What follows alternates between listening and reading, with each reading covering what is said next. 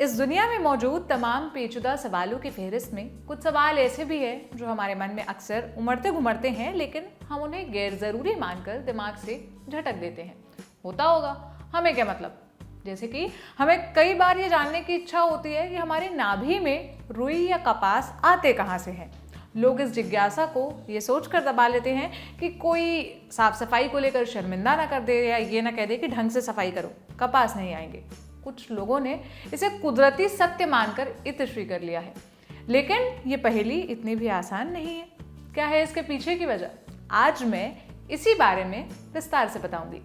सबसे पहले चर्चा नाम पर। नाभि में मिलने वाली रुई को विज्ञान की भाषा में नेवल फ्लफ कहा जाता है। इस पर बाकायदा भारी भरकम रिसर्च हुई है और रिसर्च करने वाले को एलजी नोबेल प्राइज भी मिला है।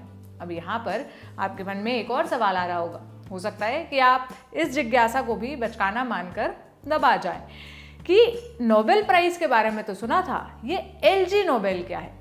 एलजी नोबेल प्राइज उन लोगों को दिया जाता है जिनका काम पहले तो हंसाता है लेकिन बाद में सोचने को मजबूर करता है। First it will make you laugh, then it makes you think. जैसे कि ये सवाल कि नाभि में कपास कैसे बनता है। इस पर रिसर्च करने वाले का नाम था कार्ल कुशलिंस्की। लोग उन्हें प्यार से डॉक्टर कार्ल कहते थे। ये जनाब जब सिडनी यूनिवर्सिटी में काम कर रहे थे, उस दौरान उन्होंने इस सवाल के लिए समय निकाला। उन्होंने रिसर्च कैसे की, फिर रिजल्ट क्या निकला, ये जानते हैं। डॉक्टर कार्ल ने सबसे पहले कुछ लोगों से बात की। कुछ ने मजाक समझकर टाला, कुछ ने मजे मजे में रिसर्च का हिस्सा बनने के लिए हामी भर दी, वो तैयार हो गए। उन वॉलंटियर्स ने अपनी अपनी नाभियों का कपास दान दे दिया। फिर डॉक्टर कार्ल ने उनसे कहा कि अपनी नाभि के आसपास के बाल शेव कर लें।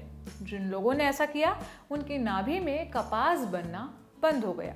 इससे डॉक्टर कार्ल ने निष्कर्ष निकाला कि नाभि के पास के बाल रैशेट मैकेनिज्म की तरह काम करते हैं। ये कपड़ों के रेशे निकालकर उन्हें नाभि की तरफ ढकेलते हैं, जो वहां जाकर जमा हो जाती है। यानी जिसके शरीर पर जितने बाल होंगे उनकी नाभि में उतना अधिक कपास जमा होगा। डॉक्टर कार्ल को यह भी पता चला कि यह स्थिति ज्यादातर अधेड़ उम्र के लोगों में या जिनका हाल फिलहाल में वजन बढ़ा उनमें देखने को मिलती है।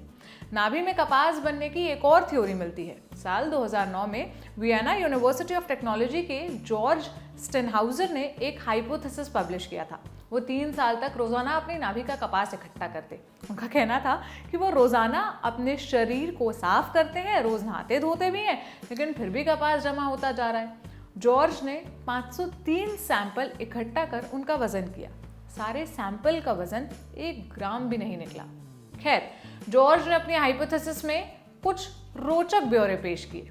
पहला तो ये कि जिस दिन जिस रंग के कपड़े पहनते उस दिन उसी रंग का कपास नाभि में बनता।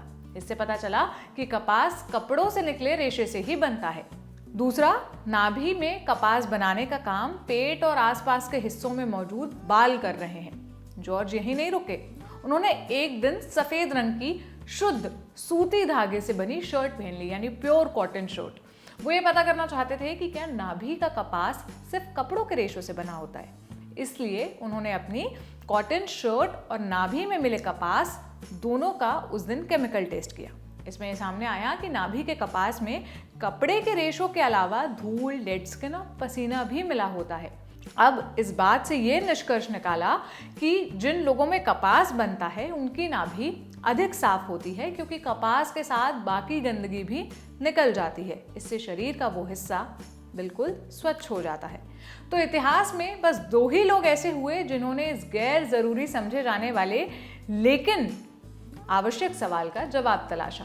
अगर उन्होंने इस पर काम ना किया होता तो आज भी हम इस सवाल को छोड़ो जाने भी दो कहकर टाल रहे होते। हमारी आपकी तरफ से डॉक्टर कार्ल और डॉक्टर जॉर्ज को शुक्रिया। उनकी मेहनत को आसान भाषा में मैं लेकर आई। इस वीडियो को कैमरे पर रिकॉर्ड किया हमारे साथी जतिन ने। आपको वीडियो कैसा लगा हमें कमेंट कर जरूर बताइएगा। शुक्रिया।